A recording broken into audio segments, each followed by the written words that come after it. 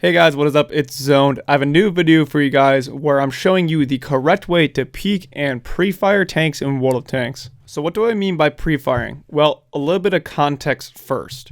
In World of Tanks, there are really incredibly important numbers called dispersion values. You can't see these in-game, so you have to go to a different website like tanks.gg to be able to see them. There are three different versions of them: moving dispersion, traverse dispersion, and turret dispersion. You don't need to know the exact number, but knowing the general rules of thumb for dispersion values is very important.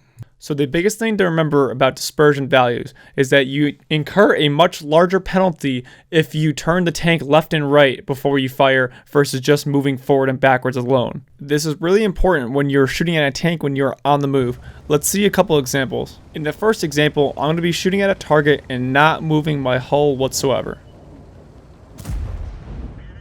So now in the second example, I'm going to be moving my hull as I'm shooting. It might be a little bit hard to see, but my reticle is actually a bit larger the second time. This is really important and can play a big factor when you're going at even faster speeds.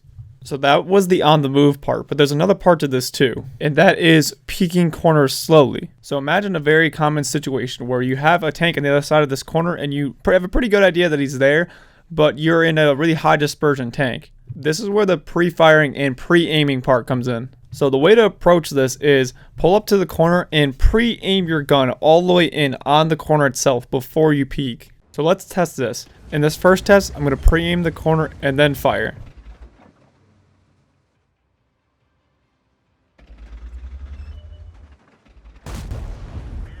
Now in this second test, I'm not going to do any sort of pre-aiming before I fire.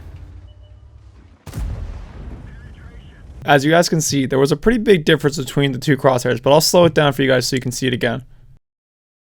Last but not least, if you have the ability to do so, peeking way behind the corner can also limit your exposure and the amount of tank visible to the enemy when you peek. There's a long explanation for why this is, but basically if you've ever played CSGO, the same concept where peeking behind the corner to limit your exposure also applies in World of Tanks. I'll show you an example of me doing it right now. So that's going to wrap up this video, guys. I really hope you guys learned something from this. This was something that was definitely not explained to me when I was first learning the game. So I really hope you guys can be able to take something away from this and use it in your public games. So if you want more of this stuff, guys, like if you like the video, leave a comment as to what you think about it. Thanks for watching, guys, and I'll see you in the next one.